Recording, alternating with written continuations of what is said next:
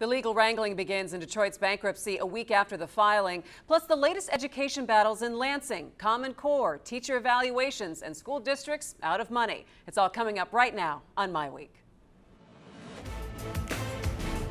Michigan's turnaround is being powered by things we do better than anywhere else in the world. Today's global leaders routinely turn to Michigan to work on their most difficult problems. That's because the engineering talent in this part of the world is simply the best.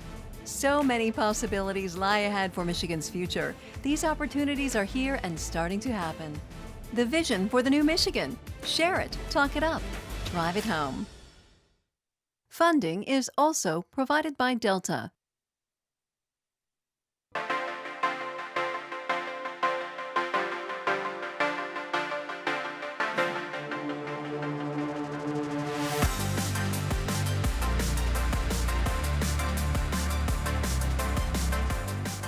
Good evening. Happy to have you with us. I'm Christy McDonald. The kids are out of school on summer break, but what will happen inside those classrooms this fall seems to be a top priority in Lansing right now. Tonight, we'll take a look at the debate over Common Core standards, plus new teacher evaluations coming up in just a bit. But we are going to start with Detroit, a week after filing for bankruptcy. The judge ruled on Wednesday that the federal court, not state courts, will decide if Detroit's eligible to enter into bankruptcy, and any legal questions surrounding the protection of pensions will be decided in that court. It has been an interesting week with national reaction to Detroit's plight, and there are lots of questions about what happens next.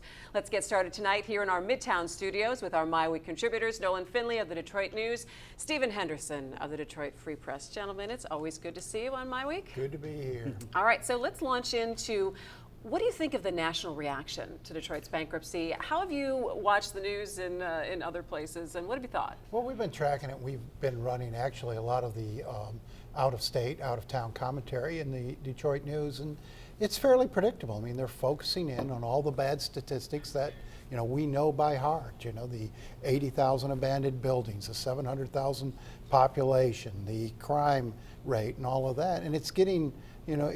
Those statistics are getting pounded in the heads of an American audience. It's going to be hard for us to change that story as we proceed through this bankruptcy here. Are they getting the story right, or are they just kind of grabbing the low-hanging fruit? Well, I mean, it's like the people who come here and parachute in for a weekend and write a big story about Detroit. I mean, you get the same kind of perpetuation of the negative stereotypes out of that kind of reporting too. I've been a little more struck, I think, by the reaction in the financial press, which has had an equal sort of awe at the numbers that are involved here, the numbers of the creditor debt, the pension issue. That's getting a ton of attention, and people are watching it because I think everyone thinks this will set some sort of precedent that will have an effect in other places. So do you think we're going to see reporters that are going to start to camp out here in Detroit for the next year and a half or so? I don't know. I think they'll be in and out because the bankruptcy process isn't that neat and clean. I mean, this will drag out. There'll be a hearing here, a hearing there. There'll be a lot of negotiations going on that won't be inside the courtroom. So I think we'll get visitors. I doubt we'll get campers. Anyone staying for the long haul. All right, so let's talk about what happened in court this week. Why was it a victory for Kevin Orr? Well, I mean, I think the whole point of filing for bankruptcy was to deal with one judge in one courtroom on all of these different issues. And the fear, in fact, was that you'd have lots of people filing in all kinds of different jurisdictions. And that's exactly what the unions did. They filed in state court because they figured that was the place they'd get the most sympathetic hearing. By consolidating all this in one court and saying we're going to deal with all of the issues, the federal issues and the state issues here, it just makes it easier for the city to make its case and not have to do it over and over again with judges who could be all over the map. Yeah, it takes Robert Davis and the activist judges of the Ingham County Circuit Court out of this process. It gives the hope that it'll be a quicker process because they were slowing things down at every turn with these lawsuits and these injunctions that the Court of Appeals would have to throw out. It gives us some hope that we'll get this thing done on a reasonable timetable. Okay, so we keep saying we're going to need to get this done and it's going to have to happen quickly. What's the process now for the next couple of weeks? Well, I mean, I think pretty quickly Kevin Orr is going to ask the court to start docketing some of these issues some of the bigger issues that we got to deal with. The pension issue, they've got to get retirees represented in the court, decide who's going to speak for them, not just on the pension issue, but on the health care issue, the creditor issue in terms of who's secured, who's not. They're going to push really hard to get all that stuff settled early so that it puts pressure on the creditors and the pensions to settle. I mean, you still could end up with them acquiescing to Kevin's plan, which will be the blueprint for the bankruptcy anyway. And so I expect that by mid-fall, a lot of these issues could be very close to some sort of resolution. I think the institutional investors, the banks and bondholders, will come to reality fairly quickly in the process, I hope. I think it's going to be difficult for the pensioners to come to that same sort of acceptance of the Kevin Orr offer. It's a very, very drastic offer in terms of the sacrifice it requires of retirees, and they can't just go in and voluntarily say, okay, we're going to do this. That's where the sticking point's going to be, and that's where it's going to drag out. All right, so over the last week, people have been talking about bailout. What about a bailout for Detroit? And I think Republican senators right now are working on adding to a transportation bill that no municipality will get any kind of federal money to help them in a how crisis. is a bankrupt federal government going to bail out a bankrupt city? I mean, there's no money anywhere to help Detroit. And I think the governor and Kevin Orr said that very clearly last week. They said, we've got to get out of this ourselves. Nobody's going to ride in here with a big pile of money and dump it on Detroit. It's just not going to happen. Do you expect some support, though, from the Obama administration in terms of funding? Yeah, I don't think we're talking about a bailout because we're in bankruptcy, and the bankruptcy will restructure our debt in a way that will allow the city to function. But on the back end of that, we're going to require a lot of investment.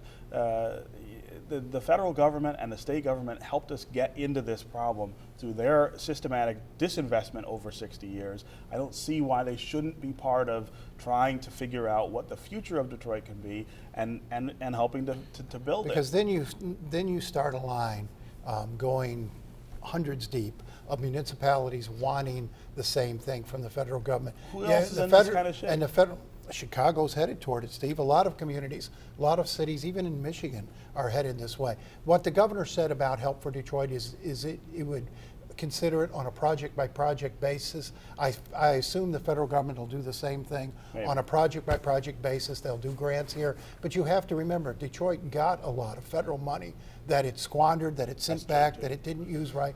You're sitting down there in Washington, you're thinking, oh gosh, let's give them some more. I mean, we haven't spent the money the federal government has given us so far. What money are you talking about? Well, we send back home demolition money.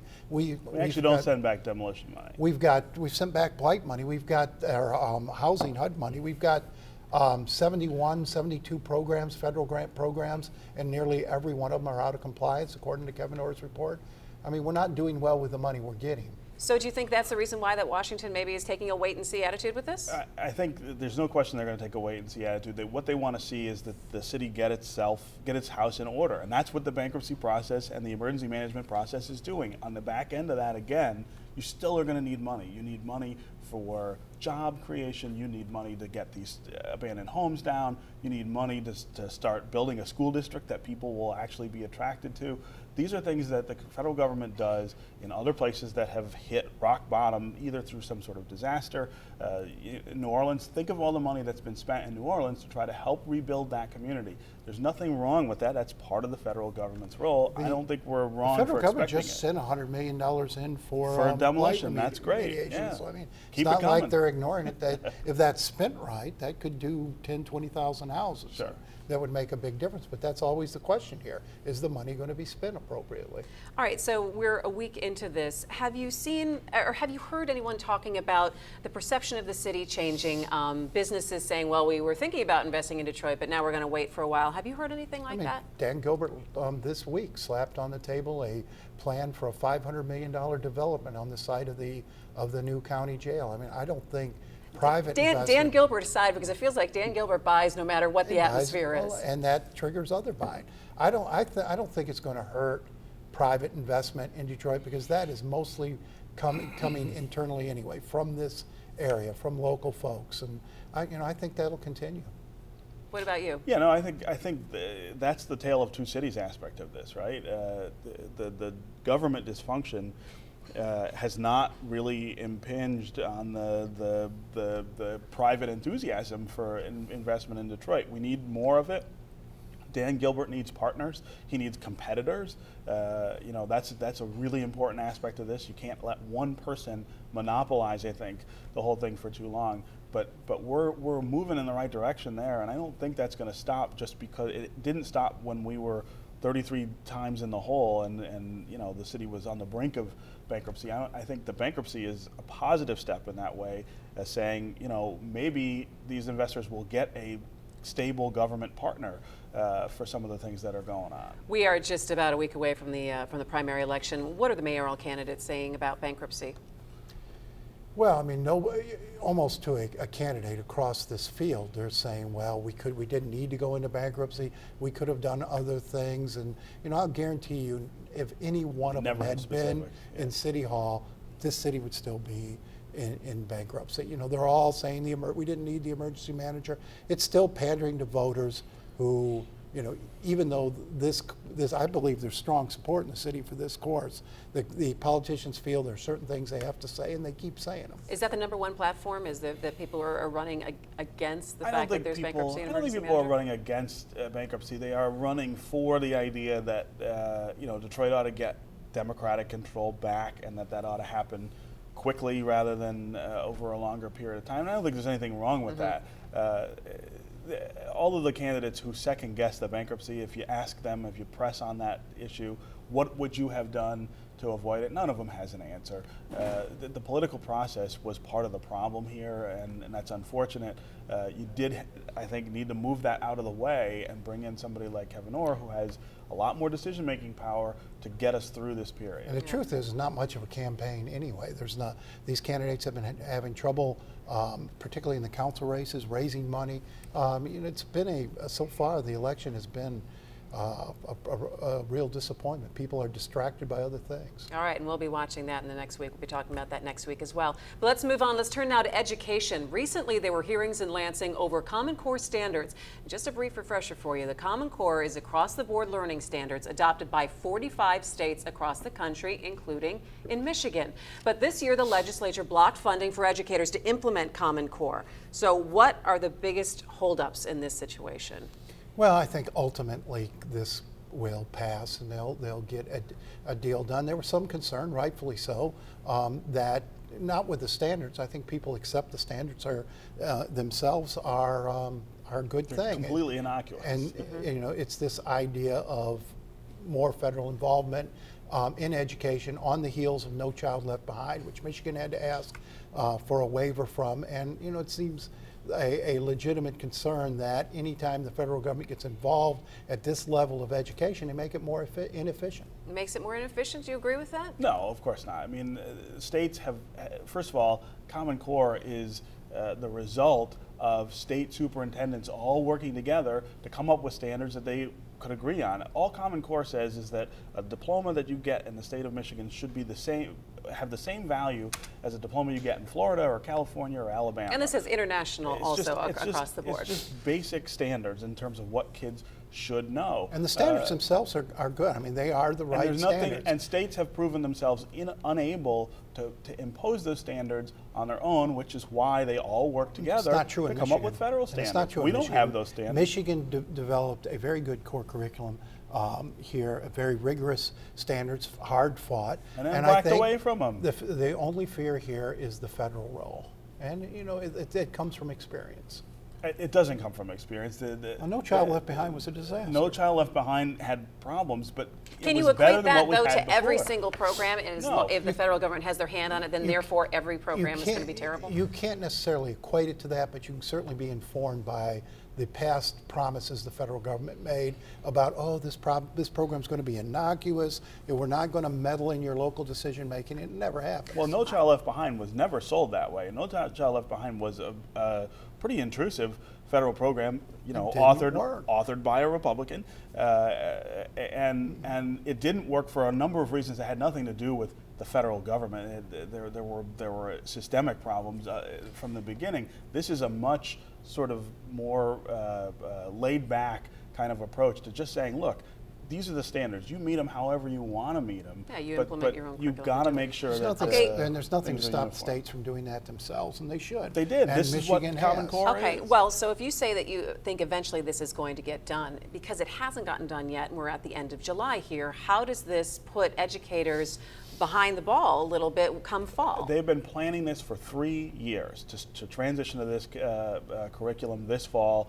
Everything is in place to do it. The new teacher evaluation system has been geared toward using this. we are this gonna talk Common about Core. that. Not a thing stopping And- districts from and- implementing it this fall. Not a Sure, thing. there is. Absolutely. If the Absolutely not. legislature doesn't do it, they can't. They're not supposed to do it. So now you're going to disrupt all of that planning, all of that preparation for politics. When we see that from Washington, we get all worked up. I'm not sure why it's acceptable from the state legislature. All right, well, let's talk about those teacher evaluations. The Michigan Council for Education Effectiveness has released recommendations for teacher evaluations in the state. In a few years, half of a teacher's evaluation would be on classroom practices and the other half on student growth through testing. And a teacher could be bounced after 2 years of ineffective ratings. This is really interesting, but this also doesn't take into account, critics would say, attendance or parental involvement. You're just evaluating the It teachers on the tries two to. things. I mean, I think they've come up with a pretty good plan and a pretty fair plan from a teacher's perspective on evaluating, because they do factor in the individual challenges a child might face. And so every child, they're not saying, well, a teacher's got to bring every child to the exact same place. Just got to show growth for every child. I think they've come up with a plan that's as fair as can be. My problem with it is it deals mostly with the ineffective teachers without providing much reward for the really good teachers. And I think in the system, you have to reward the best teachers and keep them in the classroom. What do you think of these evaluations? Yeah, I systems? think it's a step in the right direction. Michigan is pretty far behind the best states that have been doing this for some time. Places like Maryland and Massachusetts are way ahead of us, and they still will be even after we get this done. Baltimore is a really good example of what Nolan was talking about.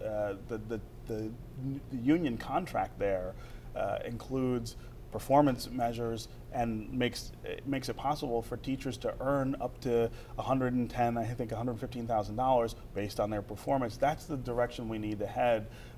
This doesn't quite get there, but it does start to say, you know, we need to keep track of how good teachers are, get them help when they're not that good, and when they fail continuously, we need to encourage them to go do something else. So if you're a teacher, this is going to be implemented, what, 15, 16, somewhere along the line? 14. 14, 15? 14, 15? Okay, so if you're a teacher and you're seeing this, are you encouraged by this? Well, you should be. Are you excited by it? You should be, because look, you don't want to, if you're a teacher, you don't want to pick up a kid in the 5th grade who had a really lousy teacher in the 4th grade. I mean, they're putting you at a disadvantage. It's probably going to hit about 5% of teachers really hard in terms of the ones who shouldn't be in classrooms, and it's going to help others who are struggling get better. I don't know why anyone would object to that. There's provisions built in here to get people to where they need to be. Yeah, I mean, I think the idea is getting teachers who are struggling need help, and we don't do a good job with that. It's not always punitive. It is sometimes about improving performance in the classroom, which should be everybody's goal. All right, well, let's move on. You know, 2 school districts failed to meet the state's deadline this week to show they had enough money to keep school open this coming year. So what is the future of Buena Vista School District outside of Saginaw and also Inkster? So they had a week to come back and say, yes, we do have the money to be able to open up, and they did not meet that threshold. And you know, in the case of Buena Vista, it's a small district, dwindling student enrollment. It needed to be absorbed into its neighbors, and that's what will happen. Inkster's a little different story. I'm a little disappointed with Inkster. A few years ago, Inkster was being held up as a model of a district improvement. They had a hot young superintendent who was moving performance, and then all of a sudden it went off the dock. Well, they ran into the same financial problems that Buena Vista did, dwindling population of students, and they just couldn't survive. But that's another case where Mike Flanagan, the school superintendent, pointed it out in a plan he put on the table a few weeks ago. Is we got way too many school districts, and all these little individual school districts makes it harder to absorb fluctuations in enrollment. And he's proposing countywide districts or a hybrid countywide system that makes all sorts of sense. Okay, so it's these 2 school districts now. I mean, how many more school districts could be in this same boat? You have 55 statewide who are running budget deficits as of right now. That could balloon significantly in the next 12 months is my understanding.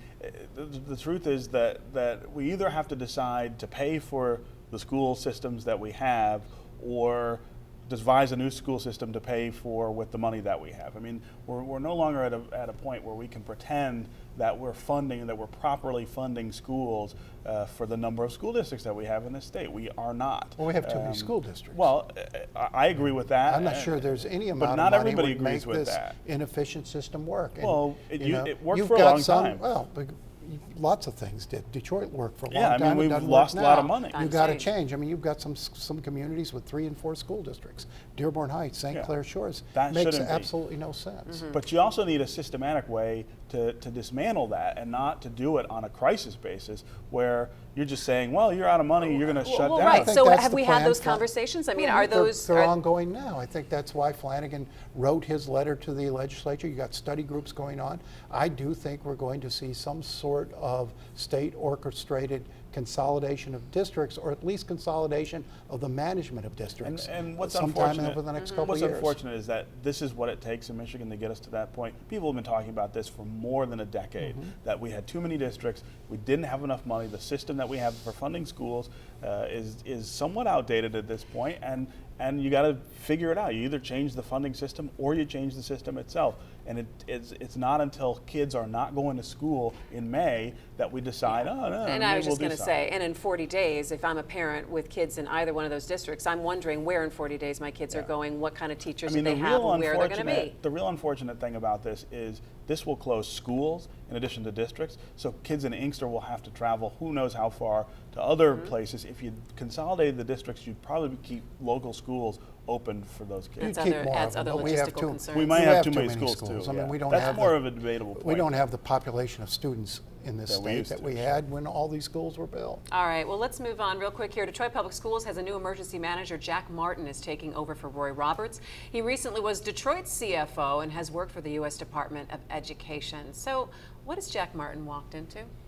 Well, I mean, Roy Roberts has left him in fairly decent shape. There's still some things that need to be done. Roberts has sort of locked him into this notion that student population is going to stabilize at, I think, 55,000. I don't know if that's possible. Student population has been going down and rather steadily in Detroit for the last several years. Stabilizing it is going to be a big challenge, but they base their budget and their projections on stabilization. I hope they're right. Yeah, I think he's walking into an uncertain situation because, state leadership in Detroit Public Schools has not, in general, been that much better than what the locals were doing. I mean, this is now, 6 years of emergency management, or 4 years of emergency management, 15 years of state oversight in the last couple of decades. I mean, I think someone's got to have a clearer vision for what they want to do with this school district. And I think that anything could be on the table in terms of, providing consistent quality choices for parents across the city. And But that's we're the not big there difference. yet. Parents have a lot more choices today They have than some they choices. did Right. before They state have some involvement. choices, They've right. got a lot They've more got better choices than they had. choices, And you have about half the parents in this city But you have a making lot of those parents choices. who have almost no choice. The public schools have to be an alternative, a quality alternative for parents to be and able they to are send not. their kids. Absolutely. All right, well, it is time right now for headlines.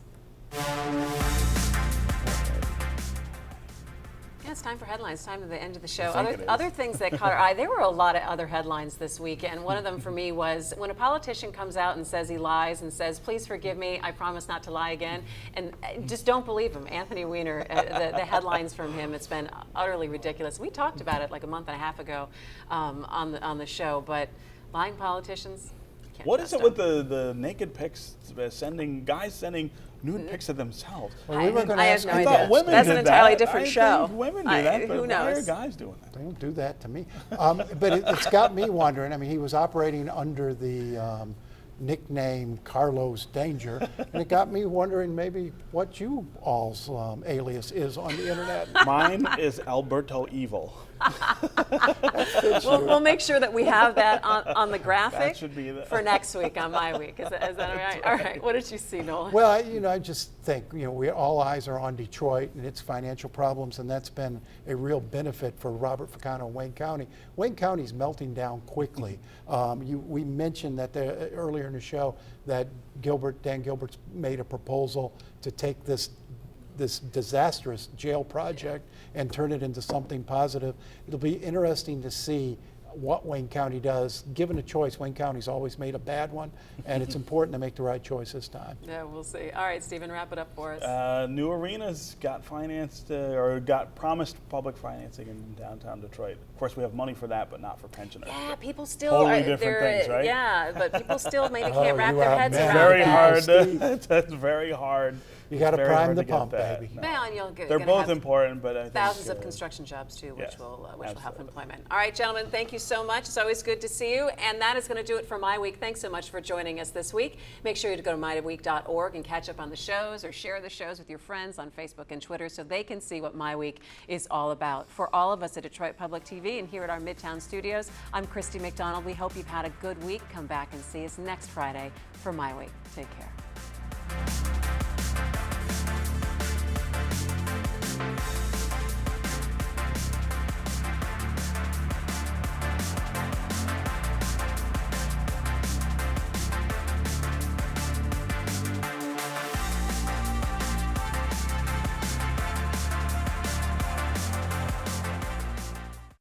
Business Leaders for Michigan is dedicated to making Michigan a top 10 state for jobs, personal income, and economic growth. Learn more at businessleadersformichigan.com. Funding is also provided by Delta,